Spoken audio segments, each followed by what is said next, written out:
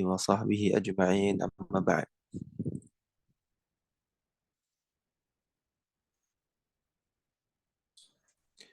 Para akhwat sekalian rahimani wa rahimakumullah. Kembali kita lanjutkan pelajaran dari kitab Dhawabit At-Tabdi' oleh Syekh Muhammad bin Sa'id Raslan hafizahullahu taala. Yang punya kitab bisa dibuka halaman 47.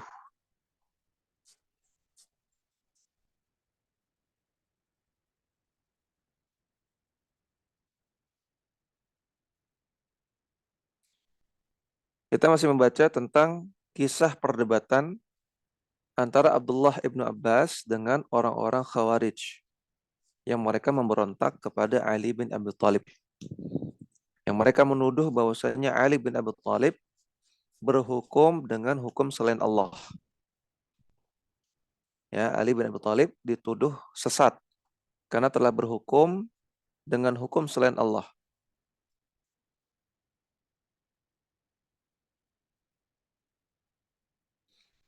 Dan ada 3 syubhat yang mereka miliki yang sudah kita baca kemarin. Kita ulang lagi.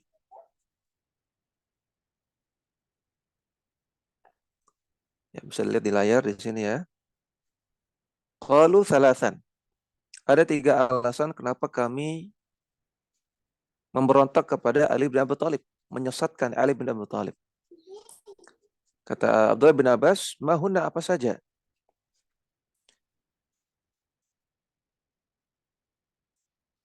Kemudian qalu mereka mengatakan hakamar rijala fi amrillah. Ali bin Abi Thalib menyerahkan hukum kepada beberapa orang dalam urusan Allah Subhanahu wa taala.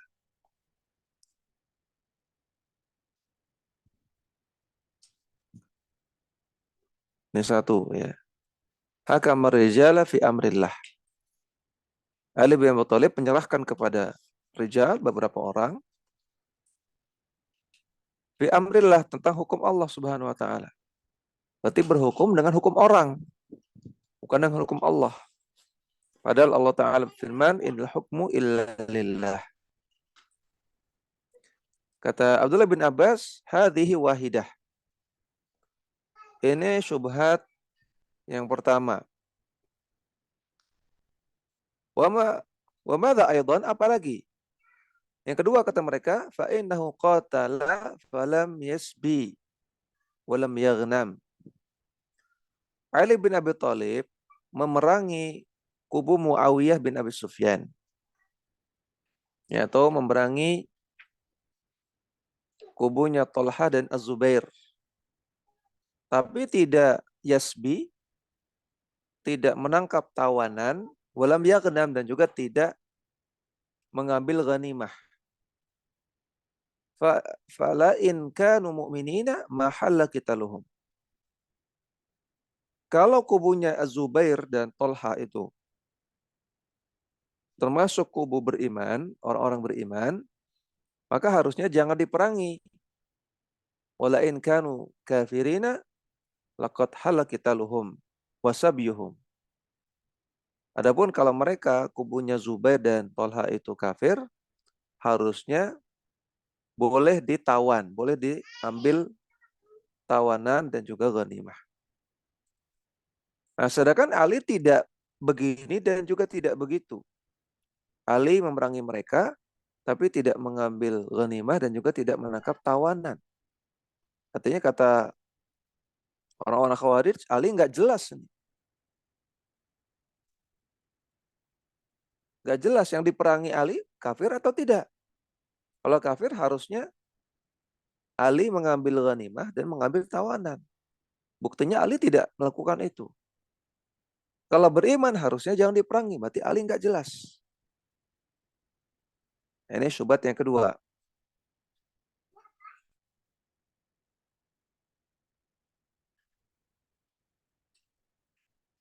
Syubhat yang ketiga, qalu wa maha nafsahu an amiril mu'minin. Ali bin Abi Thalib menghapuskan label Amirul Mukminin dari namanya. Fahuwa amirul kafirin. Kata orang Khawarij, kalau dia bukan amirul mukminin, berarti amirul kafirin. Berarti ahli kafir. Karena dia sendiri menghapus label amirul mukminin dari namanya. Ini syubhat yang ketiga.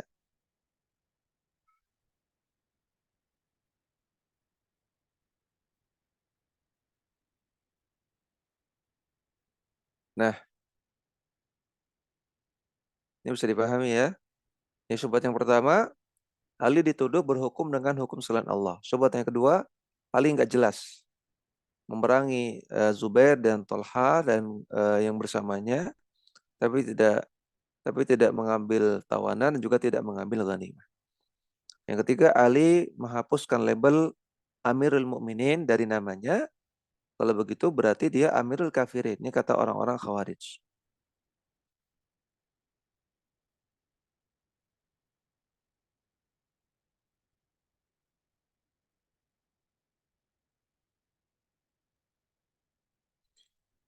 Nah, kita lihat apa jawaban dari Abdullah bin Abbas.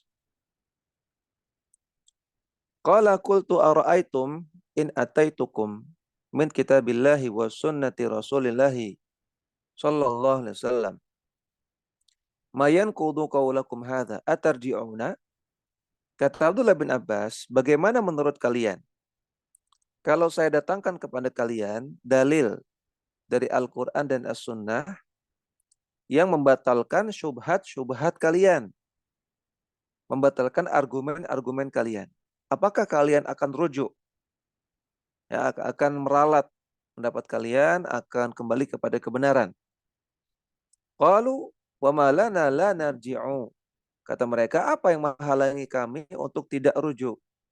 Kalau memang dalil kamu itu betul, kalau memang pendapat kami salah, kata dia, kata orang Khawarij, apa yang menghalangi kami? Apa yang menghalangi kami untuk tidak rujuk? Artinya mereka mengatakan, iya kami akan rujuk. Nah, maka Abdullah bin Abbas mulai memberikan jawaban. Beliau mengatakan, Qultu amma qaulukum hakkamar rijala fi amrillahi. Kalian mengatakan bahwasanya Ali bin Abi Thalib menyerahkan hukum kepada beberapa orang dalam perkara Allah, dalam urusan agama. Fa innallaha azza wa jalla qala fi kitabih. Padahal Allah azza wa jalla berfirman di dalam Al-Qur'an, Ya ayyuhalladzina amanu la taqtulus sayda wa antum hurum. Wahai orang-orang yang beriman, jangan kalian membunuh hewan buruan ketika sedang berihram. Ketika sedang berihram untuk haji atau umrah, jangan berburu. Jangan membunuh hewan buruan ya. Berarti kan di sini yang dilarang adalah la taqtulus sayda, jangan membunuh hewan buruan.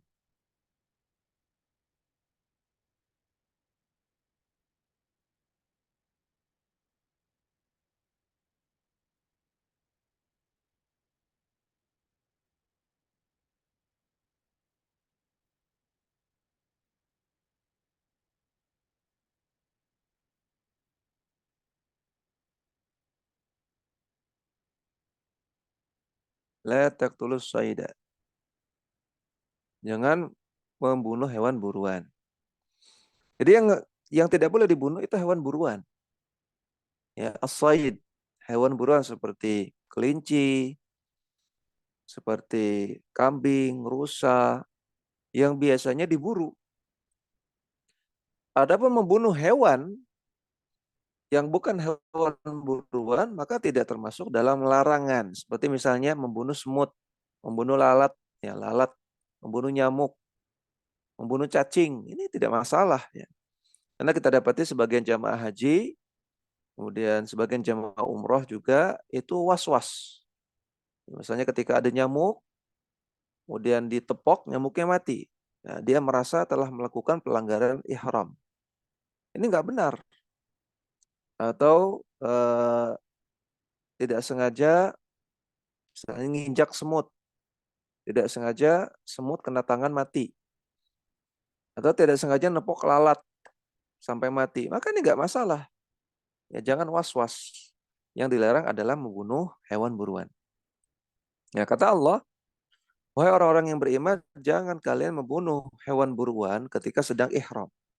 Wa man qatalahu minkum muta'ammidan. Siapa yang membunuh hewan buruan dengan sengaja? Fajaza'u mithlu ma qatala minan na'ami. Maka kafarahnya adalah dia harus mengganti hewan yang dibunuh tadi dengan na'am, dengan hewan ternak yang seharga dengan hewan yang diburu tadi. Fajaza'un mithlu ma qatala. Maka kafarahnya adalah dia bayar semisal dengan hewan yang dia bunuh. Minan na'am berupa hewan ternak. Jadi kalau kelinci misalnya ya, kelinci itu harganya berapa? Nah, saya cek dulu. Harga kelinci. Harga kelinci lokal.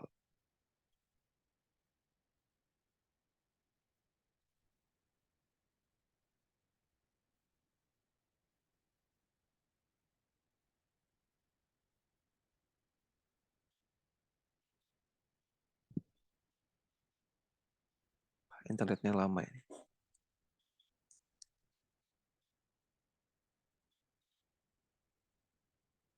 Nah, 370. Ya, 300.000 lah. 300.000.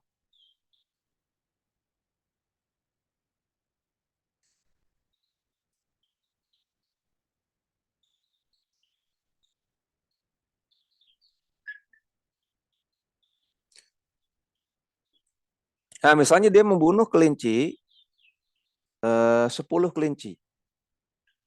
Karena untuk makan kan biasanya banyak. Untuk makan bareng-bareng. 10 kelinci dikali 300.000, 3 juta. Maka kafarahnya adalah dia mengganti hewan ternak, dia menyembelih hewan ternak yang harganya 3 juta.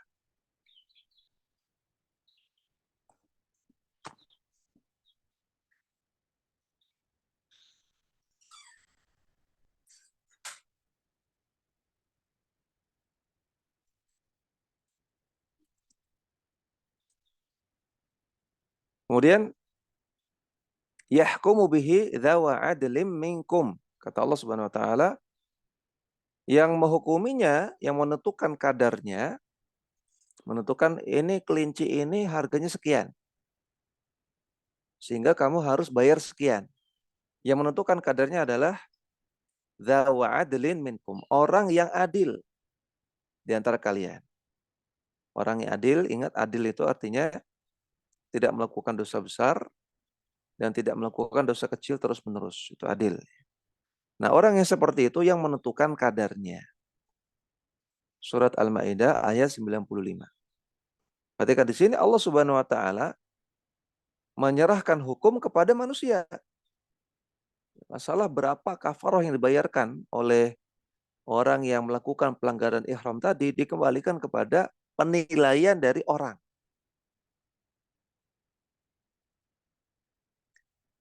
Kemudian waqala fil mar'ati wa zawjiha.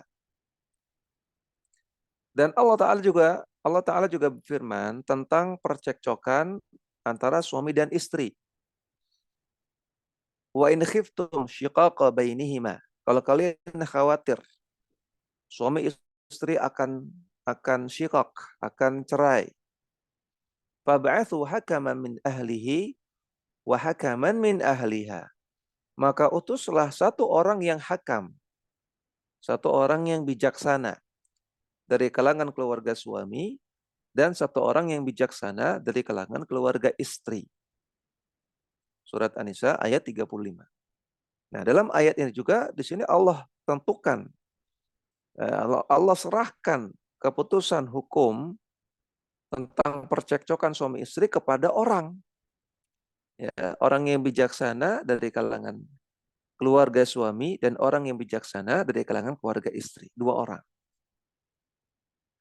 Fasayyarallahu ta'ala dzalika ila hukmir rijali. Perhatikan dalam ayat ini Allah Ta'ala serahkan hukum dalam masalah ini kepada rijal, kepada orang-orang.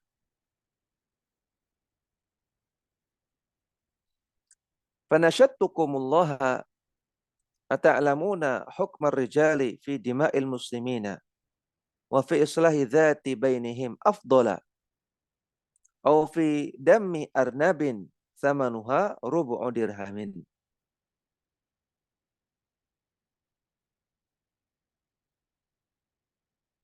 Kemudian kata Abdullah bin Abbas,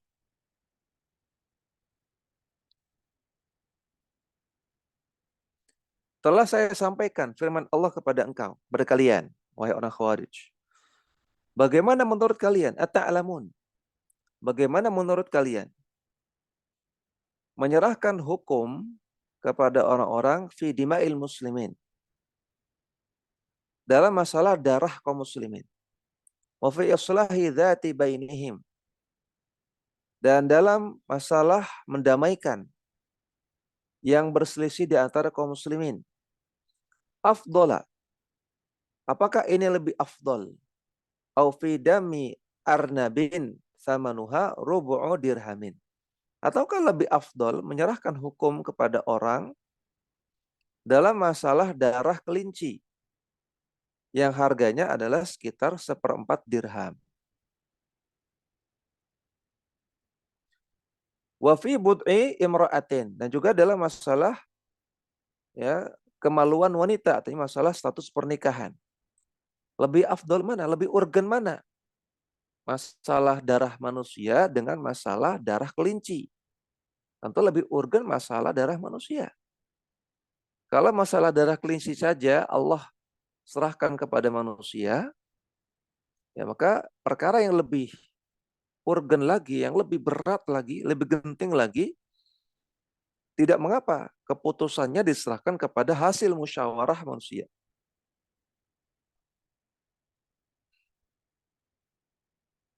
Qalu bala, hadza afdalu, kata orang-orang Khawarij, tentu saja masalah darah kaum muslimin itu lebih urgen, lebih perlu untuk dimusyawarahkan, lebih perlu untuk diserahkan kepada orang-orang untuk dimusyawarahkan.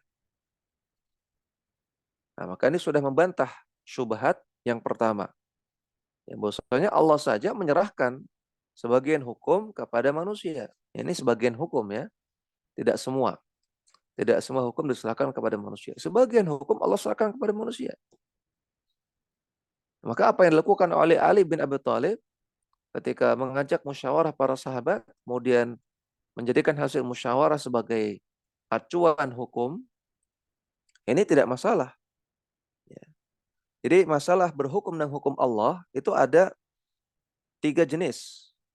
Yang pertama berhukum dengan hukum Allah, ya, yang berhukum dengan hukum selain Allah, yang sejalan dengan hukum Allah. Maka ini nggak ada masalah. Berhukum dengan hukum selain Allah yang sejalan dengan hukum Allah, nggak ada masalah. Seperti misalnya kalau ada sekolah membuat peraturan bahwasanya para siswi, para murid perempuan harus pakai jilbab. Peraturan sekolah ini kan hukum yang bukan hukum Allah. Tapi ini sejalan dengan hukum Allah, wajibnya pakai jilbab. Maka peraturan ini nggak ada masalah, bahkan peraturan yang bagus. Yang kedua, hukum selain hukum Allah yang tidak sejalan dengan hukum Allah, namun juga tidak bertentangan. Seperti peraturan lalu lintas. Ya, dan juga musyawarah-musyawarah manusia. Musyawarah RT, musyawarah RW, bahwasanya iuran bulanan sebulan 10.000. Bahwasanya kalau buang sampah di tong sampah harus diplastikin. Nggak boleh langsung dibuang, harus dikembalikan manusia. Hasil musyawarah manusia. Tapi ini tidak sejalan dengan hukum Allah, artinya tidak ada hukum Allah yang memerintahkan itu, tapi juga tidak bertentangan. Maka hukum asalnya boleh berhukum dengan hukum ini. Yang ketiga, hukum selain hukum Allah yang bertentangan dengan hukum Allah. Nah, ini yang bermasalah. Ini yang bisa menyebabkan kekufuran. Seperti misalnya undang-undang miras yang mengatakan di atas 21 tahun boleh minum miras. Di bawah 21 tahun nggak boleh. Ini bertentangan dengan hukum Allah. Maka nggak boleh menaatinya, nggak boleh menerapkannya. Nah, maka yang dilakukan oleh Ali bin Abi Thalib, yang beliau bermusyawarah dengan para sahabat kemudian menjadikan hasil musyawarah sebagai patokan, ini bukan kekufuran. Kemudian kata Abdullah bin Abbas, akharajta min hadhihi, akharajtum min hadhihi, apakah kalian sudah rujuk dari syubhat ini? Qalu na'am, kata orang-orang Khawarij, iya.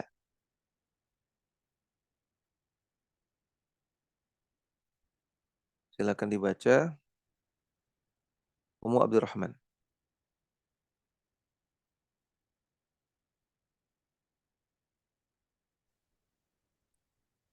Bismillah.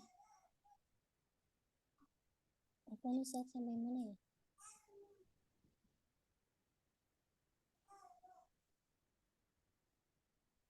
Tes? Nah, Afwan tadi sampai mana ya Ustaz? sekarang qala wa amma qaulukum. Bismillah. Qala wa amma qaulukum qatala falam ya yasbi walam yaghnam. Afatasbuna ummukum Aisyata ummakum Aisyata radhiyallahu anhuma. Fa in qultum nasbiha fa kana panastahilla minha ma nastahillu min ghairiha faqad kafartum wa in qultum laysat bi ummina faqad kafartum fa antum tataraddaduna lataini baina dolalataini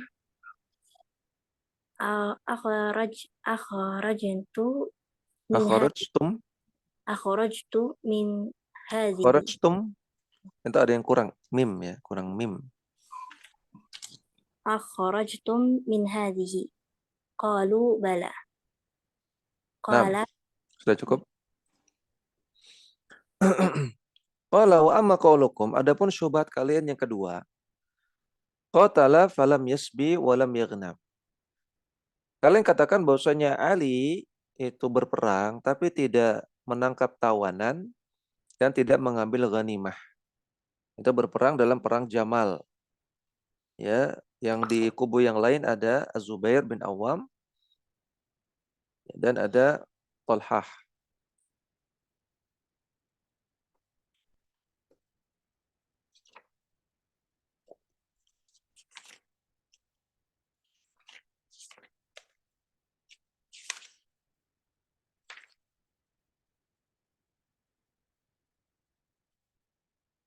Nah, dan Aisyah radhiyallahu taala anha ikut. Ya, makanya disebut dengan perang Jamal karena Aisyah radhiyallahu taala anha ketika itu menjadi tokoh sentral yang diharapkan bisa mendamaikan kedua belah pihak. Dan Aisyah datang dengan menunggangi unta atau jamal. Maka disebut dengan perang Jamal. Nah, Aisyah radhiyallahu taala anha itu datangnya bersama dengan Tolhah dan Az-Zubair. Nah, jadi walaupun niatnya untuk menengahi, tapi datangnya bersama dengan Tolhah dan Zubair. Karena Tolhah dan Zubair berharap tidak terjadi perang. Yang di sisi lain, di kubu yang lain ada Ali bin Abi Thalib dan pasukannya. Walaupun akhirnya Aisyah radhiyallahu taala anha tidak jadi datang ke medan perang. Ya, tidak jadi datang ke medan perang. Aisyah radhiyallahu taala anha tidak jadi ke medan perang.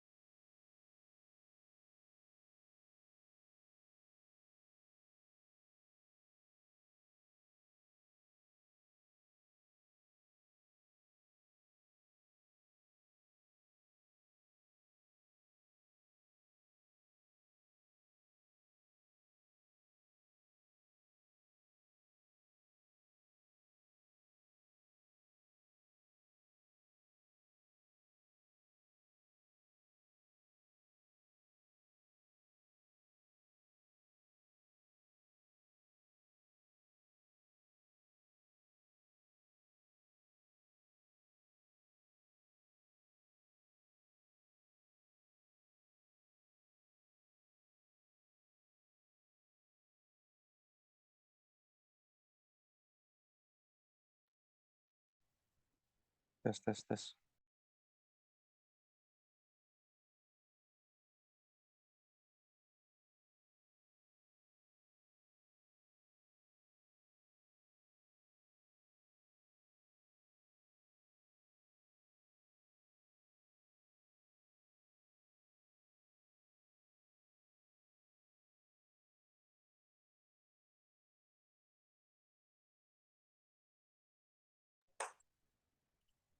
Tes.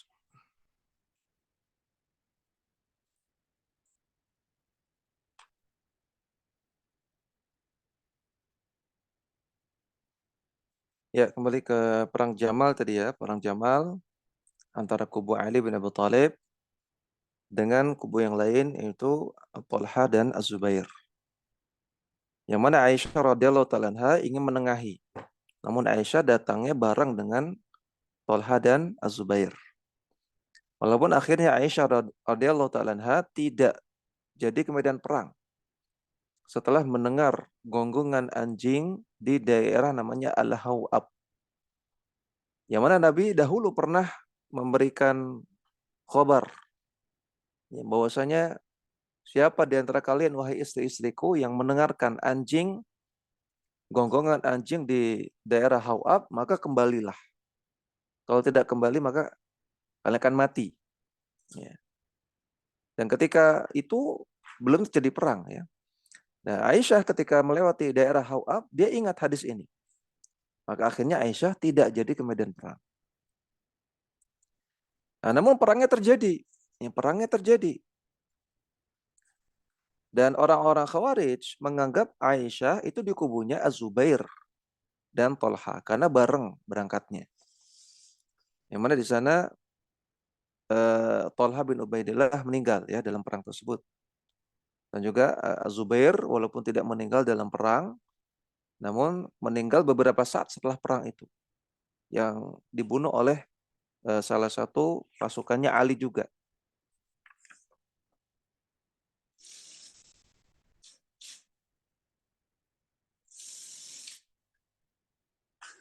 Nah, maka perhatikan di sini kata Abdullah bin Abbas, apa tasbuna ummak apa tasbuna ummakum Aisyah radhiyallahu ta'ala anha. Apakah kalian kalau kalian ada di kubu Ali bin Abi Thalib, kalian akan menyandra, menjadikan tawanan yaitu Aisyah radhiyallahu ta'ala anha ibu kalian, ummahatul mukminin.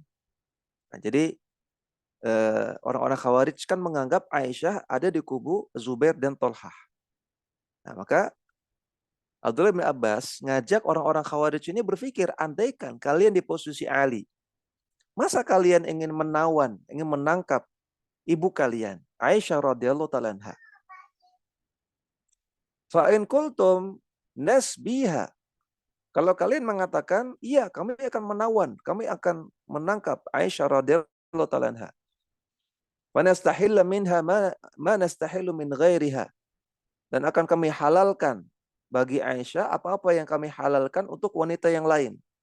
Artinya boleh digauli, boleh disuruh-suruh sebagaimana tawanan, ya kan tawanan jadi budak. Oh, budak kan boleh digauli oleh tuannya dan lain-lain. Kalau kalian katakan seperti itu, kafartum, kalian kafir. Wa in qultum laisat bi ummina, dan kalau kalian mengatakan bahwasanya Aisyah bukan ibu kami, faqad kafartum, kalian juga kafir.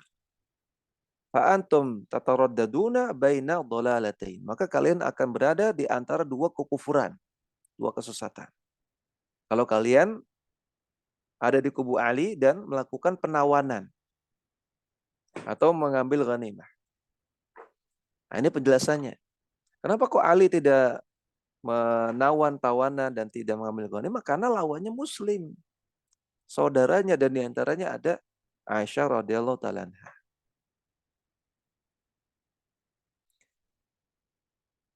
Kemudian tidak benar bahwasanya kalau muslim harusnya nggak boleh diperangi. Kan kata orang Khawarij, kenapa kok Ali berperang tapi tidak mengambil ghanimah, tidak mengambil tawanan? Kalau mereka kafir harusnya ambil ghanimah, ambil tawanan. Kalau mereka muslim harusnya nggak boleh diperangi. Nah ini salah. Siapa bilang muslim nggak boleh diperangi? Boleh dalam beberapa keadaan. Ya. Buktinya Abu Bakar As-Siddiq memerangi muslim yang tidak bayar zakat. Buktinya Rasulullah SAW memerintahkan kita untuk memerangi khawarij. Bahkan diperintahkan untuk membunuh khawarij dimanapun menemuinya. Nabi SAW memerintahkan kita untuk melawan perampok yang muslim. Kalau perampok tersebut berusaha untuk mengambil harta kita. Nabi katakan, man qutila duna malihi fahuwa syahid. Siapa yang terbunuh karena melawan perampok yang akan mengambil hartanya, dia syahid. Ya nggak mesti ya, nggak mesti kalau muslim berarti nggak boleh diperangi. Ya. Boleh diperangi dalam beberapa keadaan. Nah, maka dari sini gugurlah syubhatnya orang-orang khawarij. Akharajtum min hadhihi, apakah kalian sudah terima jawaban ini? Qala bala, iya, kata orang-orang khawarij. Kemudian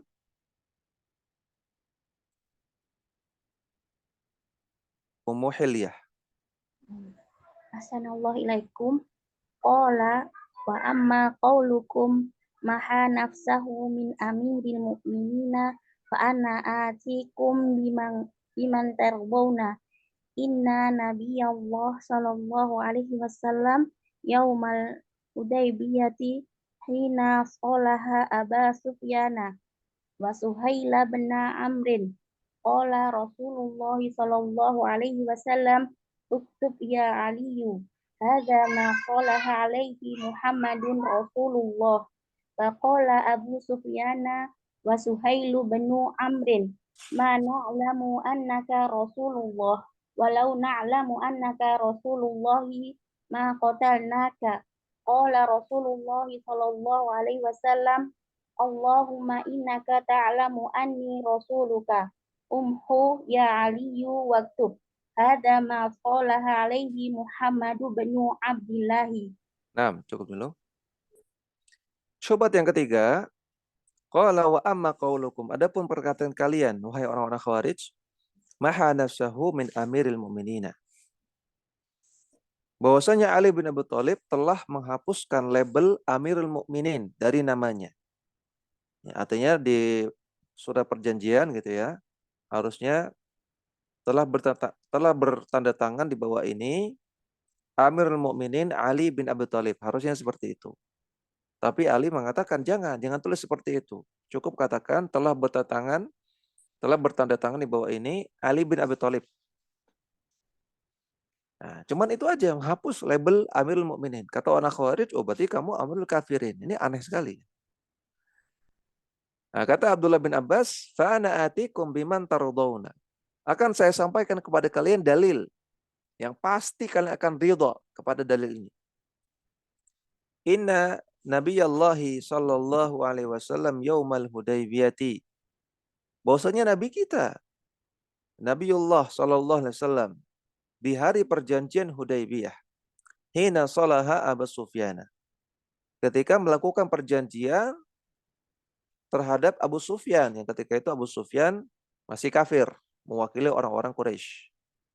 Wa Suhail bin Amrin, dan juga dari kubu Quraisy ada Suhail bin Amr. Kita lihat di sini catatan kaki nomor 1, Abu Sufyan nama aslinya adalah Sakhr bin Harab. Ya. Bin Umayyah bin Abdi Syamsi bin Abdi Manaf. Dan Abu Sufyan adalah bapaknya Muawiyah bin Abi Sufyan.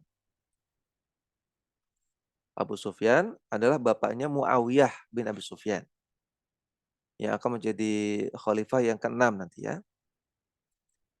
Dan perhatikan di sini, Muawiyah bin Abi Sufyan itu adalah pendiri dari dinasti Bani Umayyah. Ya, Daulah Umayyah. Dinasti Bani Umayyah atau Daulah Umayyah.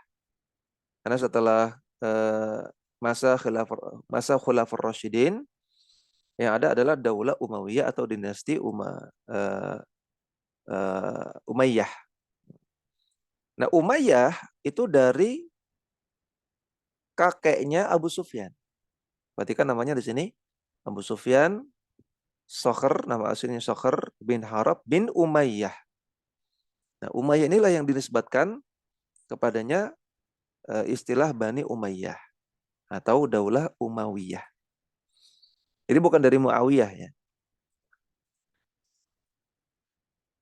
Ya, kemudian Umayyah bin Abdi Syamsi bin Abdi Manaf. Nah, maka Abu Sufyan itu masih ada hubungan kekerabatan dengan Rasulullah Sallallahu Alaihi Wasallam.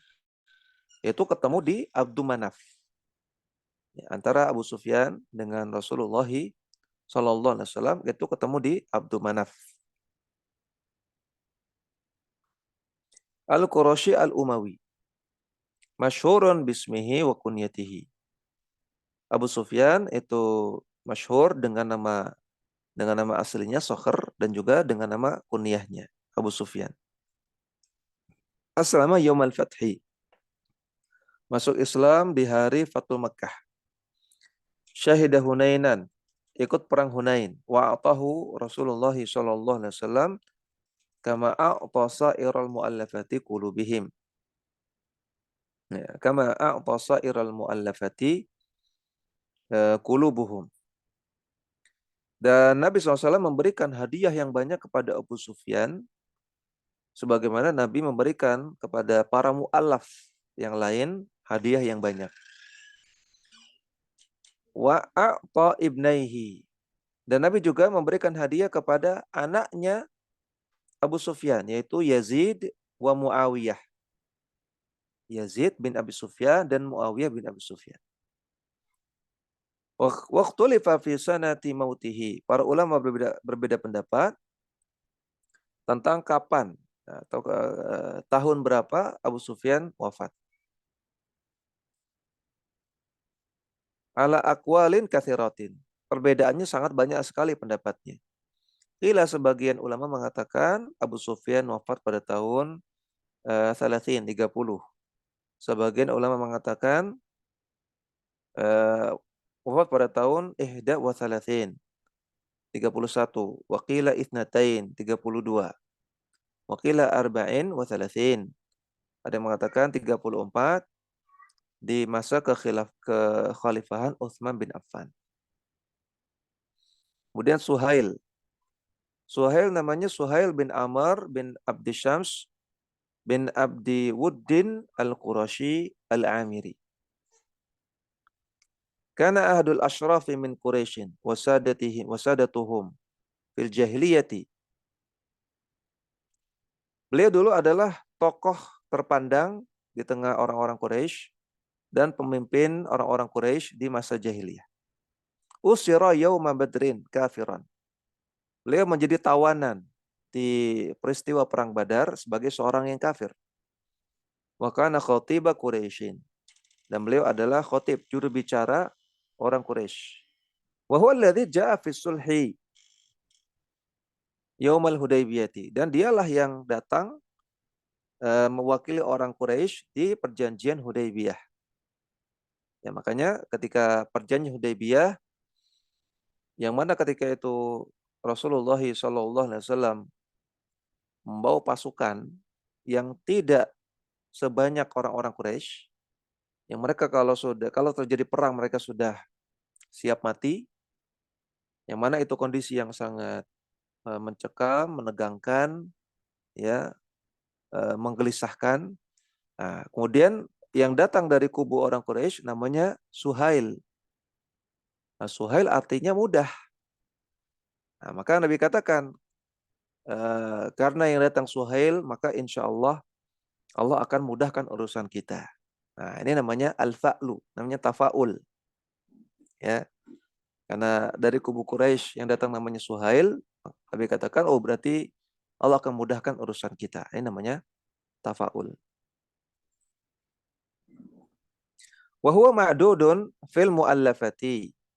Dan Suhail juga termasuk golongan orang-orang kafir yang diikat hatinya, mu'allaf. Wa kana ba'da an aslama kathiras salati was saumi was sadaqati. Dan Suhail setelah masuk Islam, Suhail bin Amr setelah masuk Islam itu banyak melakukan sholat, banyak puasa, dan banyak sedekah. Dan beliau mata fit ta'un, meninggal karena penyakit ta'un, penyakit yang menular pada tahun 18 Hijriah.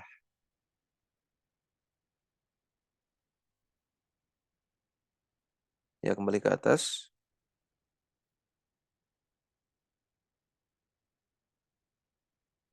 Qala Rasulullah sallallahu alaihi wasallam. Nah, maka di tengah perjanjian Hudaybiyah, Nabi katakan kepada Ali, "Uktub ya Ali, hadza ma salaha alaihi Muhammadun Rasulullah." Perjanjian ini dibuat oleh Muhammad Rasulullah. Ada label Rasulullah, ya. Nabi faqala Abu Sufyan wa Suhail ibnu Amr. Abu Sufyan dan Suhail bin Amr yang ketika itu keduanya masih kafir, yang masih membenci Rasulullah sallallahu alaihi wasallam. Mereka mengatakan, "Mana alamu annaka Rasulullah." Tunggu dulu, kata mereka. Kami tidak meyakini engkau Rasulullah. Jangan tulis Rasulullah. Karena tidak sebagaimana yang kami yakini. Karena kami tidak meyakini engkau Rasul, utusan Allah. Kami meyakini kamu itu bohong, wahai Muhammad. Cuman ngaku-ngaku Rasul. Kami meyakini kamu itu orang biasa. Ya, bahkan disebut sebagai orang gila, penyair, macam-macam sama orang-orang Quraisy. Maka orang Quraisy nggak setuju dalam perjanjiannya ada label Rasulullah. Walau na'lamu annaka Rasulullahi ma qatalnaka. Andaikan kami meyakini engkau adalah Rasulullah, tentunya kita nggak usah perang. Kita damai dari kemarin, nih kata Abu Sufyan dan Suhail. Maka mendengar perkataan ini, qala Rasulullah sallallahu alaihi wasallam, Rasul bersabda, Allahumma innaka ta'lamu anni rasuluk. Ya Allah, sesungguhnya engkau mengetahui bahwasanya aku adalah Rasulmu. Umhu ya Ali. Hapuslah label Rasulullah, wahai Ali. Waktub dan tulislah. Hadza ma salaha alaihi Muhammad bin Abdullah. Ini adalah perjanjian yang dibuat oleh Muhammad bin Abdullah. Perhatikan, Rasulullah sallallahu alaihi wasallam juga menghapus label Rasulullah. Dengan Rasulullah menghapus label itu, apakah berarti beliau bukan Rasulullah? Ataukah beliau menjadi Rasulul kafir gitu? Ya, sebagaimana logikanya orang Khawarij. Kan tidak, ya. Sekadar menghapus label, tidak menghapus hakikatnya. Maka demikian juga yang dilakukan oleh Ali ketika Ali menghapus label Amirul Mukminin, bukan berarti beliau bukan Amirul Mukminin secara hakikinya, bukan. Cuman labelnya aja dihapus. Nah, maka Nabi juga lakukan sebagaimana yang Ali lakukan. Sehingga gugurlah syubhat yang ketiga ini. Qala, kata Abdullah bin Abbas, faraja'a minhum alfani. Akhirnya setelah itu, setelah perdebatan antara Abdullah bin Abbas, seorang diri, yang berhadapan dengan orang-orang Khawarij, akhirnya 2.000 orang rujuk. 2.000 orang bertaubat.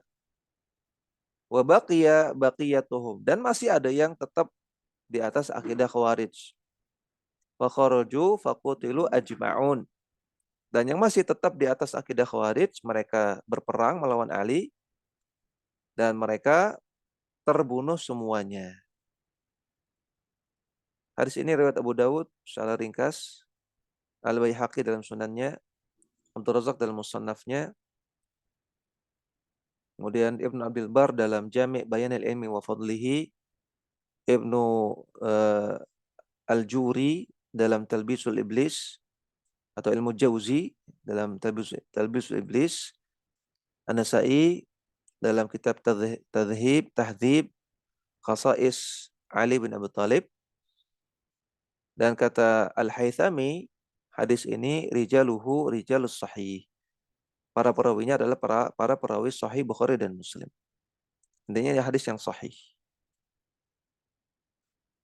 Nah, maka di antara hikmah faedah dari hadis ini adalah bahwasanya sikap kepada ahlul bid'ah adalah didakwahi. Sebagaimana Abdullah bin Abbas mendakwahi orang-orang Khawarij. Kemudian wa min irsyadi. Ya, silakan dibaca. Ummu Abdillah. Bismillah. Allahu yubarik fik ya Ustaz. Qala al-muallifu rahimahullahu ta'ala wa min irsyadi ahli al-bid'i wa min irsyadi ahli al-bid'i wa ta'limihim wa iqamatil hujjati 'alaihim mas'alatu Umar bin Abdul Aziz ma'a Ghailanil Qadariyyi wa shibhu dzalika. Ya, lanjut Ummu Abdillah baca catatan kaki nomor 2.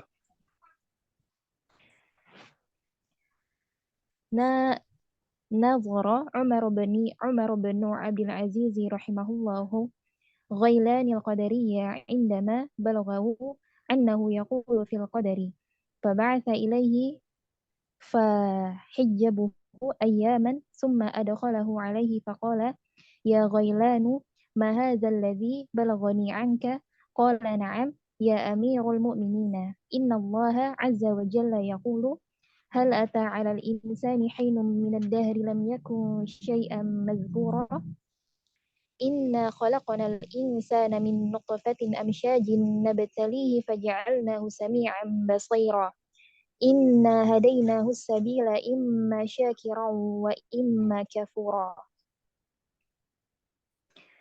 قال عمر اقرأ إلى آخر السورة وما تشاءون إلا أن يشاء الله إن الله كان عليما حكيما يدخل من يشاء في رحمته والظالمين أعد لهم عذابا أليما سورة الإنسان ثم قال ما تقول يا غيلاني. Nah, cukup dulu. Wa min irsyadi ahli bid'ah wa ta'limihim wa iqamatil hujjati alaihim.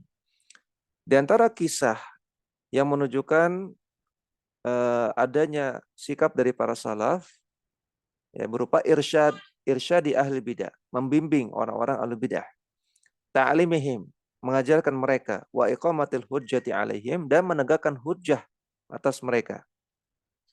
Itu kisah mas'alatu Umar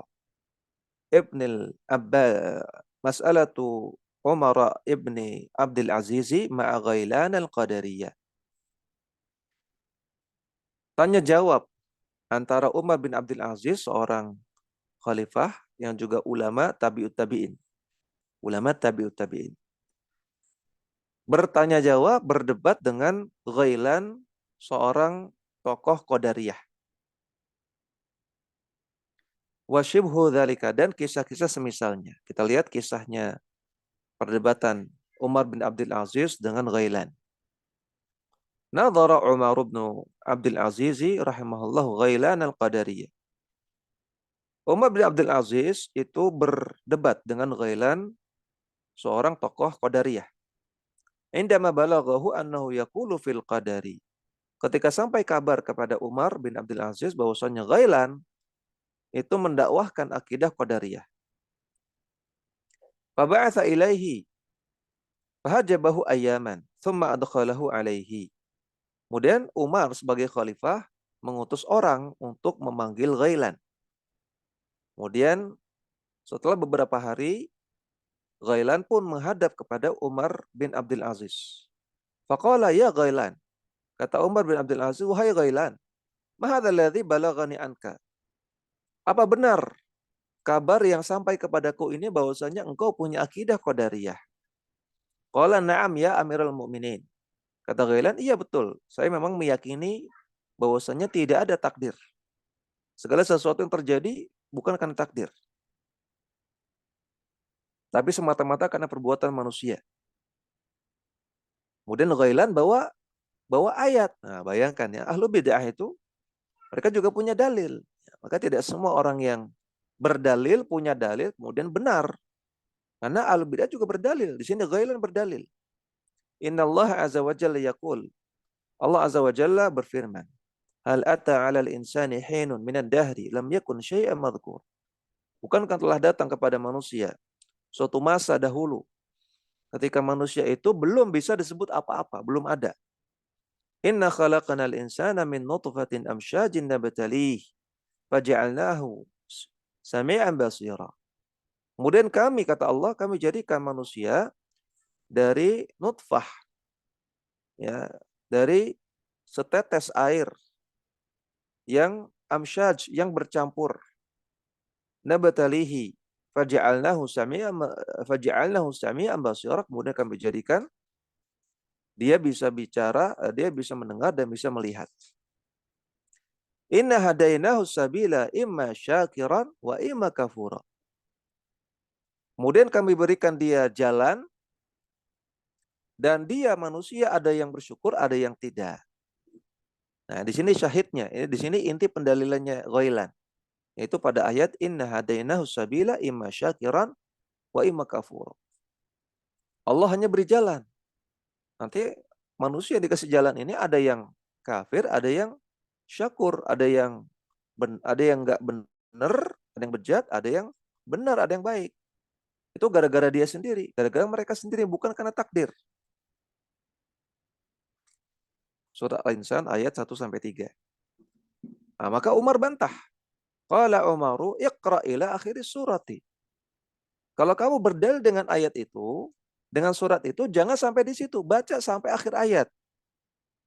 Karena di akhir ayat ada wa ma tasyauna illa ayyasha Allah. Dan manusia tidak akan berkehendak kecuali Allah berkehendak. Innallaha kana aliman hakima. Sesungguhnya Allah itu Maha mengetahui lagi Maha hikmah hukumnya. Yudkhilu man yasha'u fi rahmatih. Allah masukkan ke dalam rahmatnya orang-orang yang Allah kehendaki. Wadh-dhalimina a'adda lahum 'adzaban alima. Orang-orang yang zalim Allah siapkan bagi mereka azab yang pedih. Al-Insan 30-31. Ya, syahidnya ada pada perkataan wa ma tasyauna illa ayyasha Allah, dan juga pada perkataan yudkhilu man yasha'u fi rahmatih. Berarti ada peran dari masyiah Allah, ada peran takdir. Karena kata Allah wa ma tasyauna illa ayyasha Allah. Ada peran kehendak Allah. Yudkhilu man yasha'u. Allah masukkan sesuai dengan kehendaknya orang-orang yang Allah kehendaki dalam rahmatnya. Berarti ada takdir. Nah, jangan kau katakan nggak ada takdir, wahai Ghailan. Tsumma qala ma taqulu ya Ghailan. Apa pendapatmu tentang ayat ini, Ghailan? Qala, kata Ghailan, aqulu, saya katakan qad kuntu a'ma fabassartani. Dahulu saya buta, kemudian engkau wahai khalifah telah membuat saya melihat. Wa asamma fa asma'tani. Dulu saya tuli, kemudian engkau membuat saya bisa mendengar. Dhallan wa dhallan fahadaitani. Dulu saya sesat, sekarang engkau beri saya hidayah. Ya. Faqala Umar, maka Umar bin Abdul Aziz mengatakan, Allahumma in kana abduka ghailanu sadiqan wa illa faslubhu. Ya Allah, mudah-mudahan apa yang dikatakan oleh hambamu Ghailan ini betul. Kalau dia cuma pura-pura, maka saliblah ia ya Allah. Nah, maka di sini Umar bin Abdul Aziz tidak langsung percaya bahwasanya Ghailan tobat. Walaupun Ghailan mengatakan, wahai Khalifah, wahai Umar, dulu saya sesat, sekarang saya sudah tobat. Dulu saya buta, sekarang saya melihat. Dulu saya tuli, sekarang saya mendengar. Ya, pernyataan tobat dari kebid'ahan. Tapi Umar nggak langsung percaya. Nah, maka orang yang baru tobat dari kebid'ahan, yang baru ngaku rujuk dari ahlul bid'ah gitu. Oh, saya dulu melakukan kebid'ahan, dulu saya golongan ahlul bid'ah, sekarang saya tobat. Ini jangan langsung dipercaya, jangan. Biarkan dia ngaji dulu. Jangan langsung disuruh jadi ustazah. Ya, jangan disuruh langsung ngisi. Diundang di mana-mana, jangan percaya dulu. Umar bin Abdul Aziz nggak percaya. Karena dia baru ngaku taubat. Belum tentu betul. Makanya beliau berdoa, ya Allah, kalau pengakuan Ghailan ini betul, alhamdulillah. Kalau tidak, saliblah ia ya Allah. Famsaka 'anil kalami fil qadari. Nah, setelah kejadian itu, maka Ghailan tidak lagi mendakwahkan akidah Qadariyah. Fawallahu Umaru ibnu Abdul Aziz darad darbi bin Dimashq. Kemudian setelah itu Umar bin Abdul Aziz itu berperang di daerah namanya Darud Darbi di Damaskus. Falamma mata Umaru ibnu Abdul Aziz wa afdat al-khilafatu ila Hishamin. Kemudian singkat cerita Umar bin Abdul Aziz meninggal, kemudian kekhilafahan itu berpindah kepada Hisham. Sekarang yang menjadi khalifah adalah Hisham. Takallama Ghailanu fil qadarina. Ternyata ketika Umar bin Abdul Aziz meninggal, Ghailan berulah lagi, kembali lagi mendakwahkan akidah Qadariyah. Nah, berarti pengakuan dia sebelumnya dusta. Ya, ngapusi. Cuman dobos, cuman bohongan, cuman pura-pura saja. Ketika Umar bin Abdul Aziz meninggal, langsung dia kembali lagi menjadi ahlu bid'ah. Maka hati-hati ya, orang yang baru alumni dari kebid'ahan, alumni dari aliran sesat, jangan langsung dipercaya. Biarkan dia ngaji dulu, dia belajar. Dengan belajar akidah Ahlussunnah. Duduk di majelis ilmu, jangan duduk di majelis ustadz. Jangan duduk di kursi ustadz, duduk di kursi para penuntut ilmu. Belajar dulu bertahun-tahun sampai hilang syubhatnya. Ternyata Ghailan seperti itu. Faba'atha ilaihi Hisham. Maka karena Hisham sebagai khalifah tahu bahwasanya Ghailan kembali menyebarkan akidah Qadariyah, Hisham menyuruh orang untuk menangkap Ghailan. Faqata ayadahu. Kemudian dipotong tangannya. Bayangkan ya. Ini sikap para salafus soleh kepada ahlu bid'ah zaman dahulu. Ditangkap di penjara. Kemudian dipotong tangannya, bayangkan. Ya. Yang mana sikap seperti ini kayaknya nggak bisa kita terapkan di zaman sekarang. Famarra bihi rajulun wadzubabu ala yadihi. Kemudian ketika Ghailan itu sudah dihukum, sudah ditangkap, sudah dipotong tangan, suatu hari ada laki-laki lewat di depannya Ghailan. Yang mana orang-orang tahu bahwasanya Ghailan ini punya akidah Qadariyah. Laki-laki ini lewat depan Ghailan dan di tangannya laki-laki ini hinggap seekor lalat. Faqala, laki-laki ini mengatakan, "Ya Ghailan, hadza qada'un wa qadar." Wahai Ghailan, hinggapnya lalat di tanganku ini adalah takdir. Ini bukan usaha saya. Saya nggak nyuruh lalat ini untuk hinggap di sini. Tapi dia tiba-tiba hinggap, maka ini takdir. Ini membuktikan adanya takdir, sesimpel itu ya. Kalau takdir itu nggak ada, nggak mungkin lalat itu bisa hinggap di tangan. Harus dikontrol oleh manusia. Ya enggak? Nah, jadi adanya lalat yang hinggap, yang di luar kontrol manusia, di luar usaha manusia, ini menunjukkan adanya takdir. Qala kata Ghailan, kadzabta. Bohong kamu. Ma hadza qada'un wala qadar. Ini bukan takdir. Nah, tetap ngeyel Ghailan. Tetap tidak percaya takdir.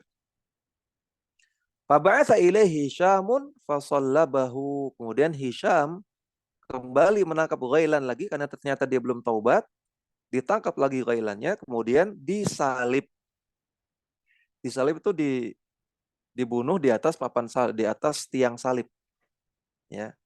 Dibunuh di atas tiang salib. Maka terijabahlah doanya Umar bin Abdul Aziz. Ya, dikabulkan doanya Umar bin Abdul Aziz. Yang mana beliau berdoa, ya Allah, kalau Ghailan hambamu ini sudah tobat dari Qadariyah, alhamdulillah. Kalau perkataan dia bohong, dia belum tobat, maka saliblah dia. Dan Allah kabulkan doa ini. Ini disebutkan dalam kitab Al-I'tisam, karya Asy-Syatibi, kemudian kitab Asy-Syariah, karya Al-Ajurri, dan juga kitab As-Sunnah, karya Al-Lalikai, dengan sanad yang hasan. Ya, namun yang diinginkan dari kisah ini adalah bahwasanya Umar bin Abdul Aziz itu sempat mendakwahi Ghailan, sempat menegakkan hujjah kepadanya, menyampaikan dalil kepadanya. Maka ini adalah sikap yang dilakukan oleh para salaf kepada ahlu bidah yang pertama kali, yang paling prioritas, yaitu apa? Mendakwahkannya. Ya, sebelum nanti kita akan baca sikap-sikap yang keras-keras dari para salaf kepada ahlul bidah. Yang paling pertama mereka dakwahi dulu, ya nggak cuma asal keras, tapi diedukasi dulu, didakwahi, dinasehati. Yang mana sikap ini bisa kita terapkan di zaman sekarang. Kalau ketemu dengan ahlul bidah atau kenal dengan ahlul bidah, maka berusaha untuk nasihati, dakwahi. Ya jangan langsung dikerasi, tapi didakwahi dulu dengan lemah lembut. Wallahu a'lam.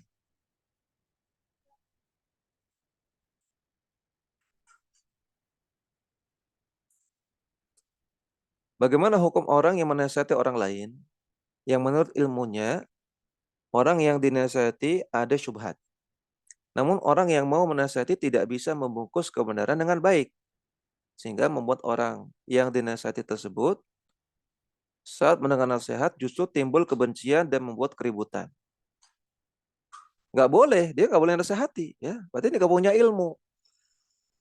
Ya, berarti dia nggak punya ilmu. Kalau nggak punya ilmu nggak boleh nasihati. Ali bin Abi Thalib dalam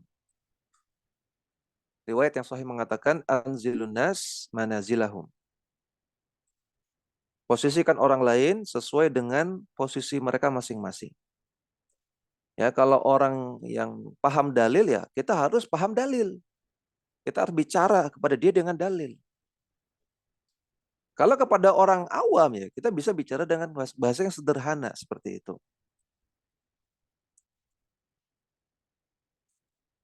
Demikian juga perkataan dari Abdullah bin Mas'ud. Hadithun nas bima ta'lamun. Atau hadithun nas bima tafhamun. Bicara dengan orang lain sesuai dengan tingkat pemahaman mereka. Artinya kalau tingkat pemahaman mereka rendah ya kita bisa pakai bahasa sederhana. Tapi kalau tingkat pemahaman mereka tinggi, maka kita harus pakai bahasa yang tinggi juga, yang ilmiah, yang pakai dalil.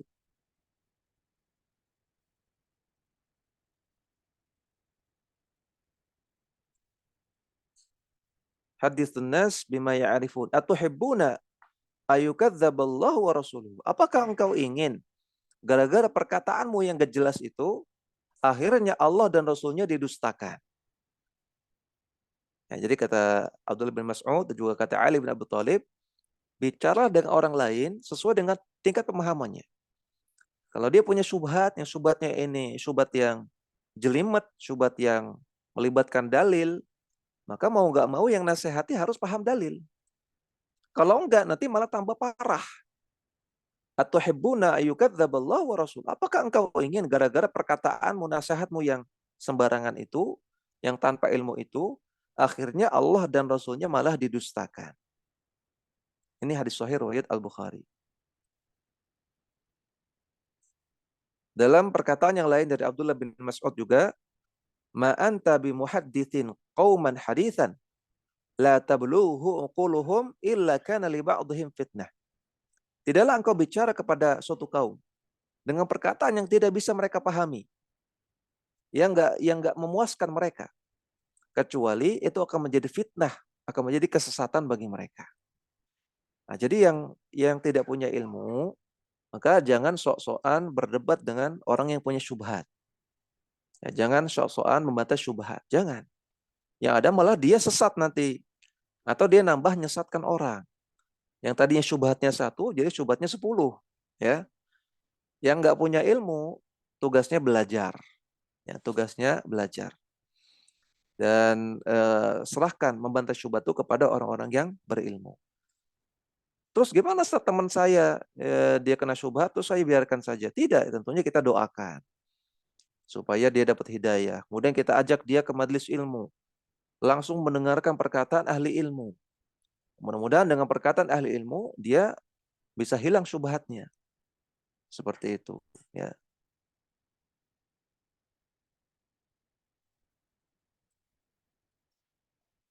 Nah, ini bisa kita sampaikan. Mudah-mudahan apa yang kita pelajari bermanfaat dan bisa kita amalkan dalam kehidupan sehari-hari. Wassallallahu ala nabiyyina Muhammadin wa ala alihi wa sahbihi wasallam. Wa akhiru da'wana alhamdulillahi rabbil alamin. Subhanakallahumma wa bihamdika asyhadu an la ilaha illa anta astaghfiruka wa atubu ilaik. Assalamualaikum warahmatullahi wabarakatuh. Wa jazakumullah khairan.